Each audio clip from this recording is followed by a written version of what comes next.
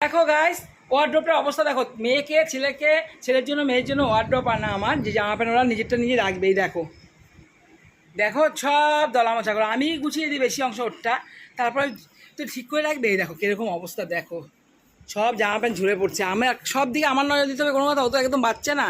হ্যাঁ, নিজে জামা প্যান্ট তো ঠিক রাখতে পারি, তুই ঢুকবে খুলে রাখছিস। হ্যাঁ, আর এই দেখো মাথার চুলটা দেখো, এই যে দেখো সকালবেলা দেখো কি দেখাবো।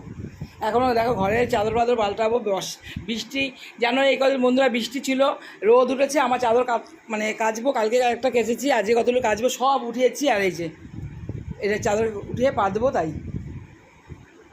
আর দেখাও তোমাদের দেখাচ্ছি, এই সকালে রান্নাঘরে সমস্ত কাজ সারলাম। কাজ করতে করতে একটা কী বলবো, সকালবেলা একটা কাছের জিনিস আমার হাত থেকে কিছু পড়ে না, আমার হাত থেকেও পড়েনি, ওইখান থেকে মানে স্লিপ তো ধাক্কা কেটে পড়ে গেছে, ভেঙে গেল। আর এই যে বেড কাভারগুলো সব উঠিয়েছি, এই যে কাচবো, সব কাচতে নামিয়েছি। জুতো সেলফটা ওই দিক থেকে এখানে এনে রেখেছি, মানে ওই পাশে ছিল, ওইখান থেকে এখানে এনে রেখেছি। কালকে রাত্রেবেলা ফলের বাজার করে নিয়ে এসেছি, রাত্রে 10টা 20 মতো বাজে, তখন বাজারে গেছি, বাজার তো পুরো ফাঁকা হয়ে গেছে। যাক যতটা পেরেছি নিয়ে এসেছি, সকালে বাটাটা দেবো ঠাকুর মন্দিরে, তাই সেই কারণে নিয়ে এসেছি।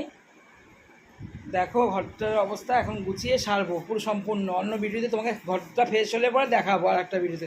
তোমরা ভিডিও দেখার জন্য তৈরি থেকো।